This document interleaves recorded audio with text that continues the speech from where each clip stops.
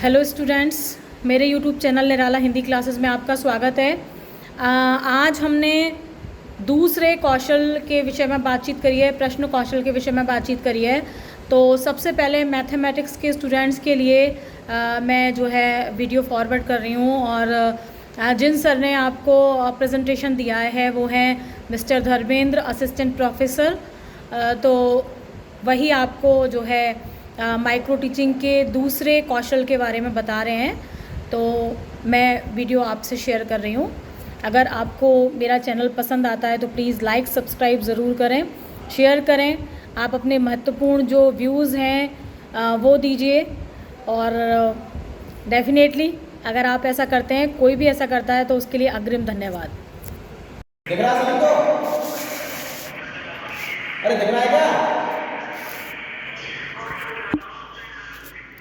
नहीं दिख रहा? तू शुरू कर, अपने को उनसे बात मत कर, मैं वीडियो भेज दूँगी। या नहीं आया इस नंबर पर बेटा लिखिएगा महाविद्यालय का नाम।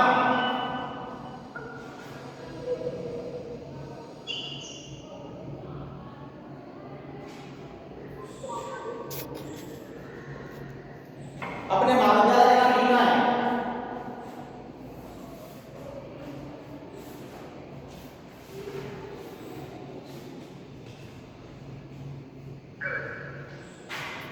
ये केवल अभी मैथ वाले लिखेंगे, मैथ वाले student, only mathematics, only mathematics वाले स्टूडेंट्स लिखेंगे इसको।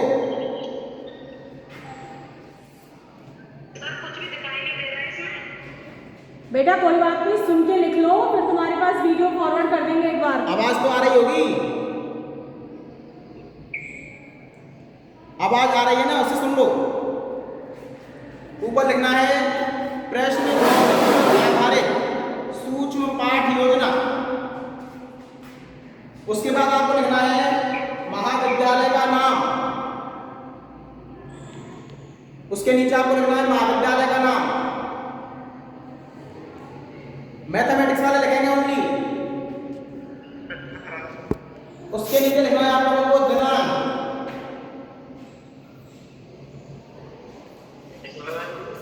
दिनांक। अपनी आवाज म्यूट रखना।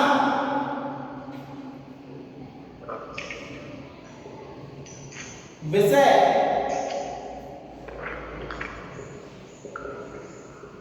और कालांश। महाविद्यालय का नाम, उसके नीचे लिखना है दिनांक, विषय और कालांश। दिनांक से नीचे लिखना है कक्षा। दोबारा सुनिएगा, ऊपर से सुनिएगा। प्रश्न कौशल पर आधारित सूक्ष्म पाठ योजना। प्रश्न कौशल पर आधारित सूक्ष्म पाठ योजना। उससे नीचे लिखना है आप लोगों को महाविद्यालय का नाम। अपने महाविद्यालय का नाम लिखना है। उसी से नीचे लिखना है दिनांक, विषय और कालांश। दिनांक से नीचे लिखना है कक्षा। विषय के नीचे लिखना है प्रकरण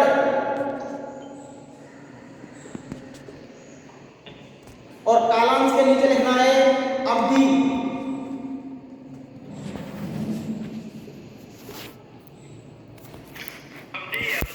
हाँ, अवधि।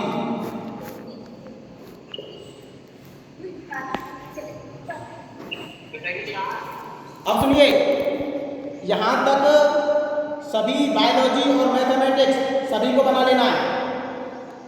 यहां तक क्या?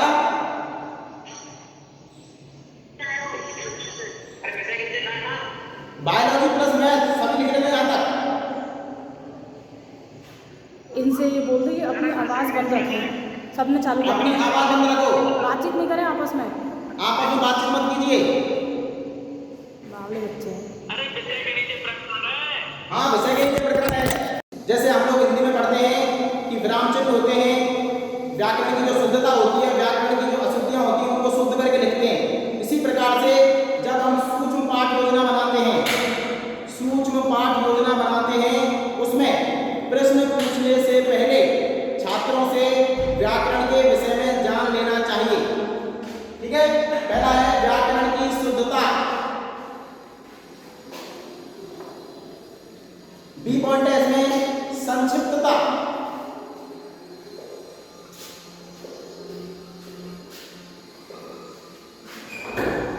यानी कि प्रश्न कौशल में प्रश्न करते समय हमको संक्षिप्तता का विशेष ध्यान रखना है।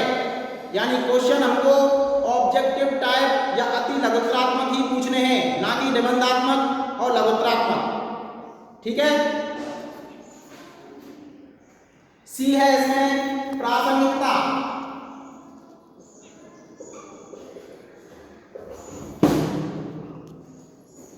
यानी कि प्रश्न करते समय छात्र इसमें रुचि ले रहे हैं या नहीं ले रहे हैं। छात्रों से हमेशा ऐसे ही प्रश्न करने हैं जिससे छात्रों को अभिप्रेरणा एवं रुचि उत्पन्न हो। ये पहला पॉइंट है। प्रश्न की संरचना में सी पॉइंट है प्रासंगिकता। प्रासंगिकता से तात्पर्य है कि छात्रों को हमेशा ऐसे क्वेश्चन करने हैं जिससे वह अभिप्रेरणा एवं रुचि उत्पन्न करें, अपने आप में रुचि उत्पन्न कर रहे हैं। ठीक है। दूसरा पॉइंट, अरे सर जी, पिछले डायरी के फोटो नहीं भेज देते, काम खत्म। तू चुपचाप आवाज बंद कर और लिख ले। प्रश्न प्रक्रम।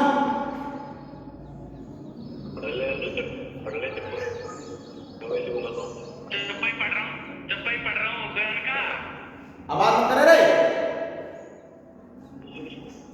दूसरा पॉइंट है प्रश्न प्रक्रम, यानी कि प्रश्नों का क्रम कैसा होना चाहिए।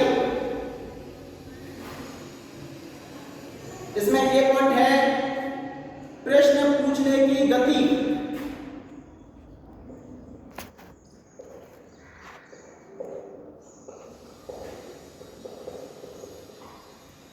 यानी प्रश्न प्रक्रम में पहला पॉइंट है प्रश्न पूछने की गति। यानी कि छात्रों को जब हम प्रश्न पूछते हैं तो हमेशा अपनी गति का विशेष ध्यान रखना है। यानी छात्रों को आंसर देने से पहले टीचर को अपनी गति का विशेष ध्यान रखना है। कम से कम उनको 1 या 2 मिनट का समय देना होगा आंसर बताने के लिए। बी पॉइंट है अध्यापक की आवाज।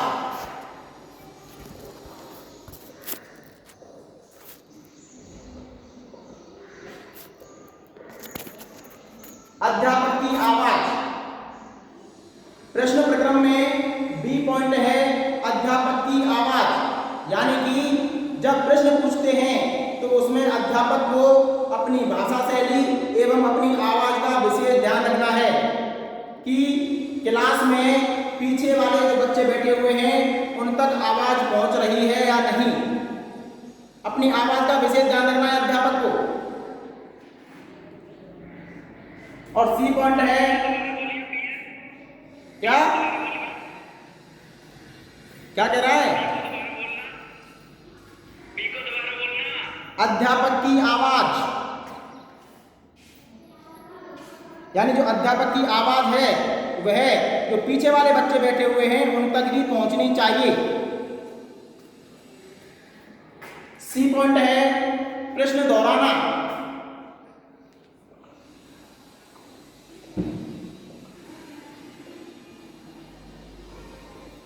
छात्र उत्तर दोहराना।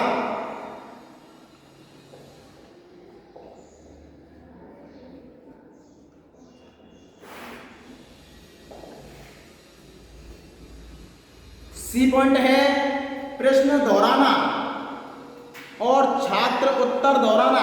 इसका तात्पर्य है कि जब अध्यापक प्रश्न पूछता है तो उसको केवल ऐसा नहीं करना है कि केवल एक बार प्रश्न पूछने के बाद वह प्रश्न को नहीं दोहराए। प्रश्न को अध्यापक को दोबारा दोहराना है क्लास में। छात्रों से उसका उत्तर निकलवाना है। उत्तर निकलवाने के बाद दूसरे बच्चे से उसी उत्तर को दोबारा पूछना है। ठीक है, इसमें तीसरा पॉइंट है, क्या कह रहा है? तीसरा प्रश्न दोहराना कौमा छात्र उत्तर दोहराना, यानी अध्यापक को प्रश्न क्लास में 2 बार पूछना है, उसकी पुनरावृत्ति करनी है। उसी प्रकार छात्रों से भी उसके उत्तर की पुनरावृत्ति करवानी है।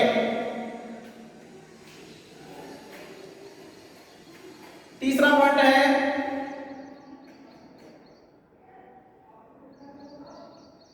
प्रश्न उत्पाद।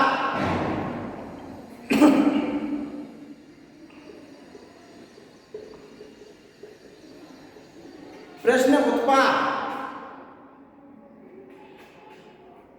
इसको ध्यान देना।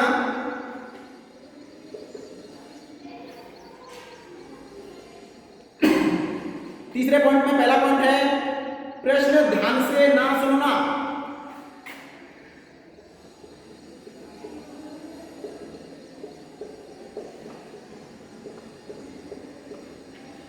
इसको समझिए कि प्रश्न उत्पाद में जब अध्यापक प्रश्न करता है तो छात्र उसको ध्यान से नहीं सुन पाते हैं, छात्र उसको ध्यान से नहीं सुनते हैं।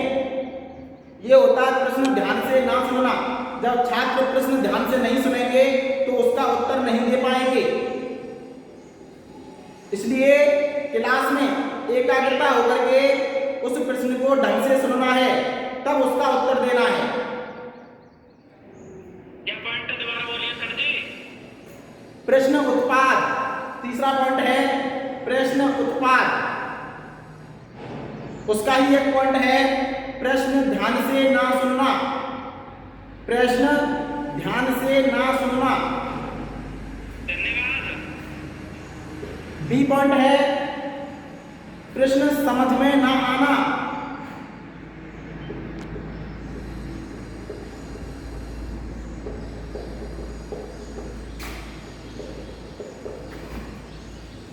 तीसरे का बी पॉइंट है कि प्रश्न समझ में ना आना, यानी कि जो छात्र होते हैं वह अध्यापक की आवाज पर ध्यान नहीं देते हैं, श्यामपट्ट पर ध्यान नहीं देते हैं, इसलिए उनका जो प्रश्न होता है वह समझ में नहीं आता है। इसलिए छात्रों को अनुशासन में रख करके ही आपको टीचिंग मेथड कराना है। जब आप इंटर्नशिप पे जाओगे तो आपको अपनी क्लास में अनुशासन बनाए रखना है।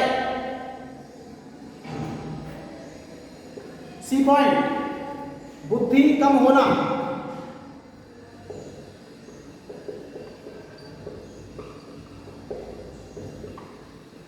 बुद्धि कम होना। आप लोगों ने फर्स्ट ईयर में आपका एक टॉपिक है बुद्धि, वह पढ़ा होगा इंटेलिजेंस। उसमें कई प्रकार के बच्चे पाए जाते हैं, कुछ मानसिक बुद्धि वाले होते हैं, मंद बुद्धि वाले होते हैं, कुछ पिछड़े वाले होते हैं, ठीक है। तो उसमें क्लास में सभी प्रकार के बच्चे पाए जाते हैं। कोई प्रतिभाशाली होता है, कोई औसत होता है, कोई मंद बुद्धि वाला होता है, कोई मानसिक बुद्धि वाला होता है, कोई पिछड़ी बुद्धि वाला होता है, कोई बिल्कुल मूर्ख होता है, उसे हम कहते हैं जड़ बुद्धि, ठीक है। तो सभी को, आप लोगों को, सभी विद्यार्थियों को एक साथ लेकर के चलना है। ये नहीं कि कोई भी विद्यार्थी मंद बुद्धि वाला है तो आप उसको नहीं पढ़ाएंगे, उस पर आपको अधिक ध्यान देना है। ये हुए प्रश्न कौशल के घटक। ये मैथमेटिक्स और बायोलॉजी वाले सभी विद्यार्थियों को लिख लेने हैं। प्रश्न कौशल के घटक दोनों क्लासों में सेम हैं। साइंस में केवल टॉपिक आपको चेंज करना है।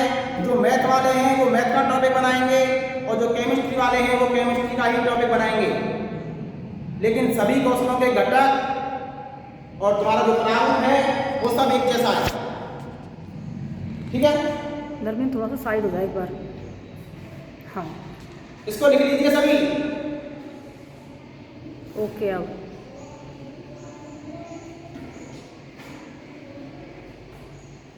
और एक बात और सुनिएगा, जब आप अपनी डायरी बनाएं तो उसमें जो डायरी है वो ऐसे खुलती है, ऐसे ये डायरी है, तो आपको लेफ्ट वाले पेज पर ही बनाना है।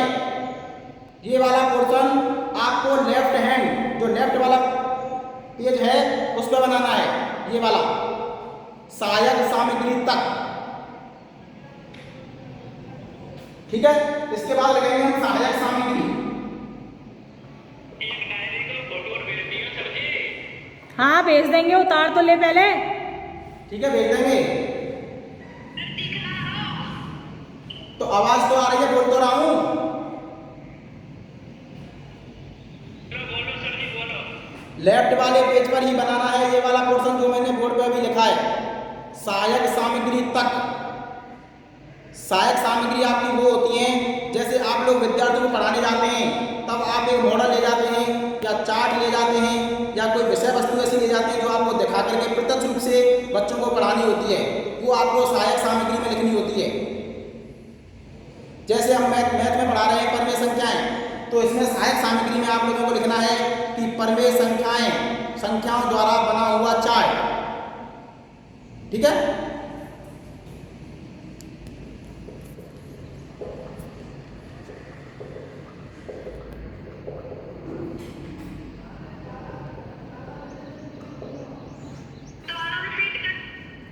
सहायक सामग्री आपको लिखनी है कि परमेय संख्याओं का चार्ट, यानी किसी भी चार्ट पर परमेय संख्या की परिभाषा, उसके उदाहरण हम लोगों ने समझाए हैं, वो आप लोगों को चार्ट के माध्यम से विद्यार्थियों को क्लास में जाकर के पढ़ाना है।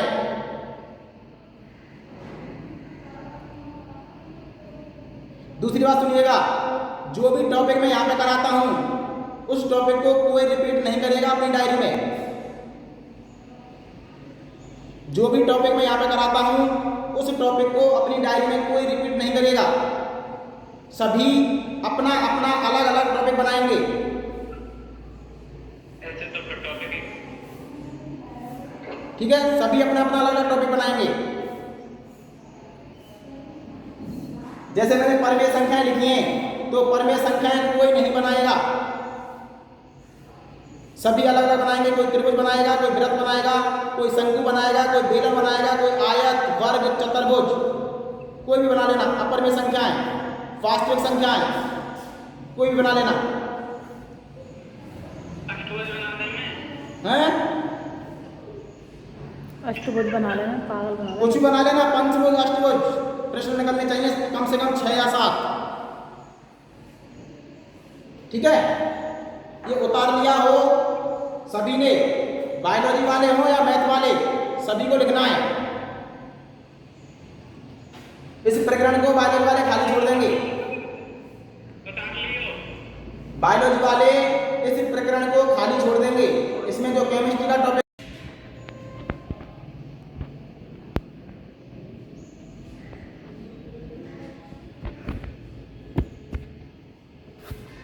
बीच में आ जाना तो सिस्टम खराब है।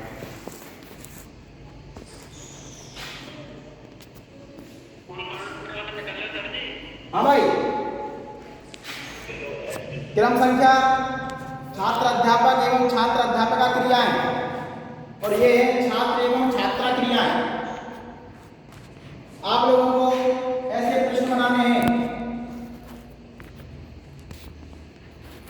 मिनिमम 7, 6 या 7 क्वेश्चन होने हैं। क्या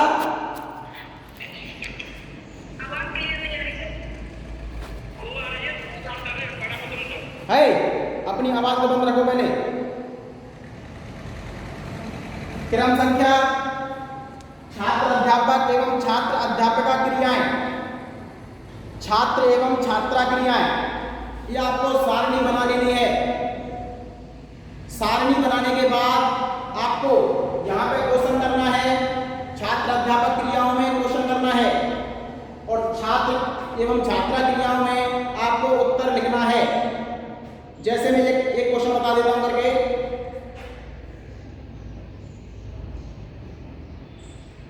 कि P अपॉन Q में, P अपॉन Q में Q का मान किसके बराबर नहीं होना चाहिए?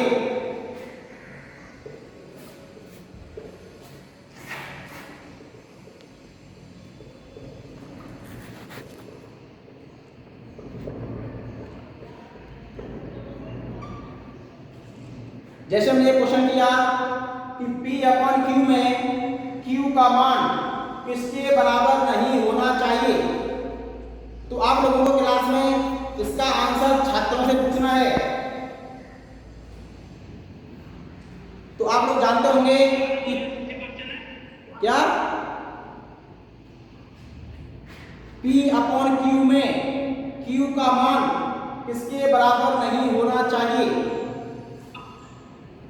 तो आप लोग जानते होंगे कि परमेय संख्याओं में P अपॉन Q होता है, लेकिन Q इज नॉट इक्वल 0 होता है, यानी Q का मान 0 नहीं होना चाहिए। P अपॉन Q में Q इज नॉट इक्वल 0।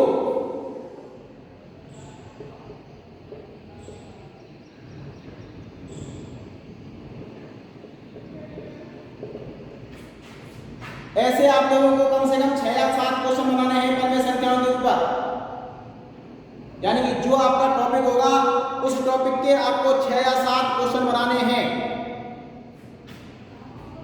ठीक है, ये आप लोगों का मैथ का प्रश्न कौशल कंप्लीट हुआ।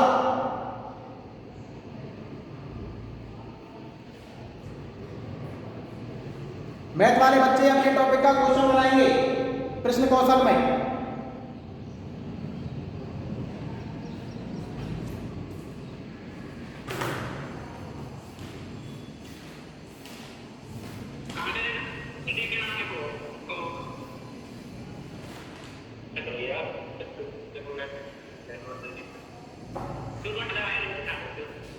अरे आवाज मत करो लाला।